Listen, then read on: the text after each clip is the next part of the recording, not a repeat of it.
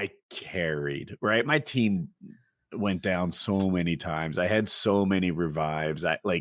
Even though we didn't beat the last boss, I was pretty happy with my own performance. And but I want to be able to play poorly and still be like, that was fun. Call it a wrap. I'm not there. And then part of it is between the time, you're playing 30-minute games, right? 40-minute games. So like in not COD, 30. Yeah, 40 to 60.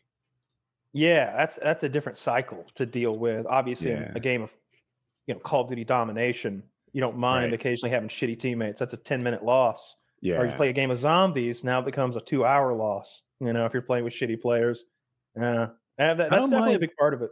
If they don't play well, if they need reviving all the time, I can deal with that. If they don't play as a team, then I start disliking them personally. Oh yeah. Don't run off in your own direction to where I can't help you or whatever. That's not. Yeah, cool. Definitely hate that. Yeah. I'm trying to think what games are.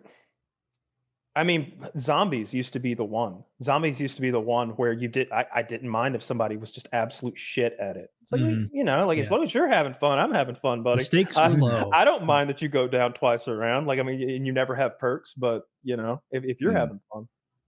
I think the new Zombies is just so far from what we used to play that we wouldn't even enjoy it.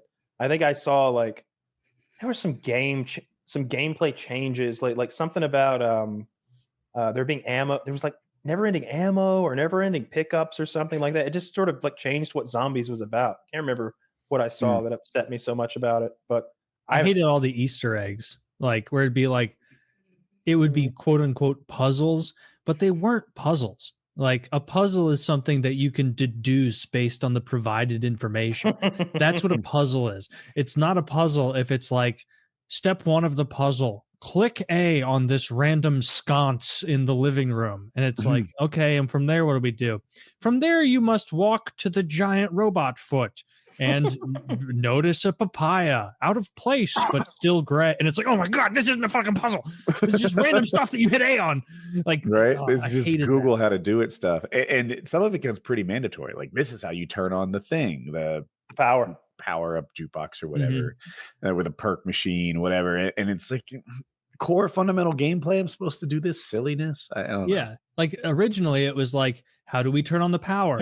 Well, you see that area labeled power. You have to fight your way through that and then pull the lever, and now the power's on. It's okay, well, that's how it should be. It shouldn't be a song and dance where you have to pause and then look up. Oh, guys, on this map, the way you get the power is if 2 of us at the same time are on platform A, one person is on platform C, and the other person, while keeping 2 zombies alive because they wanted to circumvent the normal crawler rule, hits this. And it's oh my God, this isn't fun anymore. I think you can pause now too. I'm almost positive that you can just pause the game in multiplayer. Yeah, which is multiplayer. That's interesting. And they should they should have added that forever ago. Maybe they did. Maybe that was even when we were still playing. You could pause because there were so many times when you'd get a crawler so someone could go get a drink or go to the bathroom. It was we really need a way to just pause this for a second. Yeah, that wasn't around on the original Zombies or even the 2 subsequent versions of it. You just had to hope. And then sometimes in the later versions, the crawlers would just die. They just pass away without you shooting them again. And it'd be Ted, are you back? Because it's getting real. Oh no, you just lost the thunder gun. Poorly done most of the time. For starters, they actively went out of their way to stop you from kiting. But the game is about kiting. So now you just have to kite in areas that struggle to kite. You create a lot of dead ends, stuff like that. Yeah. And then one area would be okay for kiting, but there's 4 of you, right? Yeah. So the most selfish person gets the good area with the kites well, and he thinks he's an amazing player, but really he's just the most selfish fuck shit in the game. Well, the rest of you are kiting across lava and jumping up and down and dealing with dead ends, shooting your way out. And selfish head is get good. And it's you know what you're doing. We would just give the worst player that when we would play multiplayer is all right, who gets the top platform at Ascension, which is the easiest kiting area in all of Zombies. And it'd be all right, well, who's the fucking worst? And then if the guy who's running top Ascension dies, it's are you even paying? Are you, what are you doing? Like, pants on head. figure it out. Hang on, I'll come get you. I'm in the basement. It'll take me a minute because Like, really? Because I'm it's jumping knee-deep over water down here, so it'll take me a while. my to get kite to you. path involves me double jumping over burnout cars in a swamp, and I haven't gone down yet. Right? Like, I like that figure it style of out. gameplay though. I like horde games. I'd be if down for zombies any didn't kind of a hate horde its game. player, then there'd be like 4 kiting areas that were roughly equivalent. Or maybe, people would disagree on which one was the most fun or which one was the best. But that's not what their maps ever were. It was always there's one half decent spot and everyone else, fuck you. Yeah, it was a mistake for sure. In later games, the one that I was playing last, we were like there was like city blocks and zip lines above them, and it seemed like you could kite anywhere in that game. It was big and wide open once you unlocked everything. Everybody could have a huge like city block to themselves almost.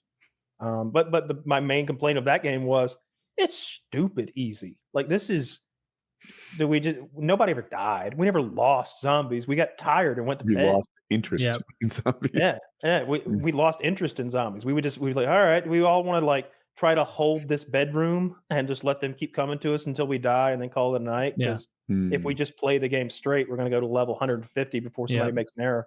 That's how Dare Rice and Ascension were. Those two maps. I played, you could leave. You could like evacuate and go. Yeah, you can evacuate and win. I never liked that as a mechanic. It's like the whole point of this is to grind up and like to kind of know it's unwinnable. Like the idea that you could speed run zombies and be like, by level 17, you're out if you do this. It's like, okay, well, now you've like optimized something where the whole point is the grind, like to see how far you can get until you do die. Maybe I'm wrong. I remember that you could keep going. There were just off ramps. That was the deal. Yeah.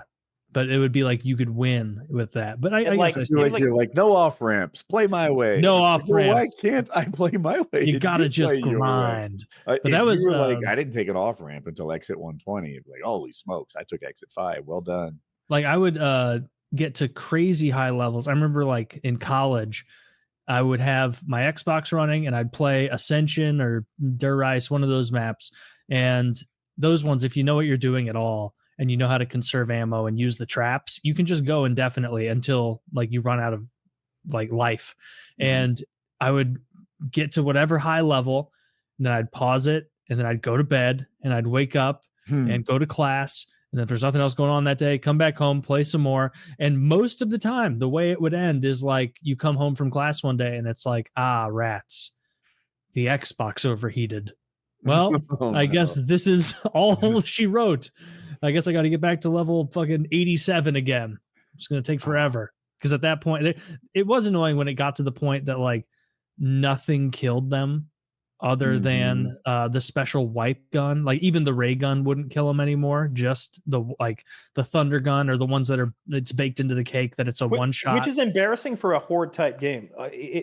You should add more and more enemies. You shouldn't turn them into these absurd bullet sponges. Certainly not the like standard type A zombie who's just a World War II soldier who's been turned.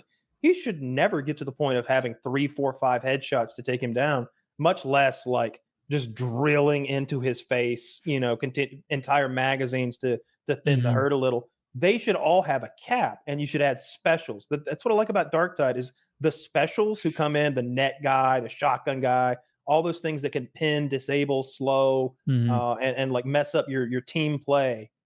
Those are the things that add difficulty. And then the bosses, like in the middle of Dark Tide, you'll have all that. You'll have the huge horde. You'll have specials who are constantly popping up every time with a sound cue that is unique to their type, by the way. The guy with the flamethrower, he plays a grill starting, click, click, click, click, and you can hear it over all of the screaming and the hardcore metal music. You hear it no matter what, perfectly directionally. You could turn and react.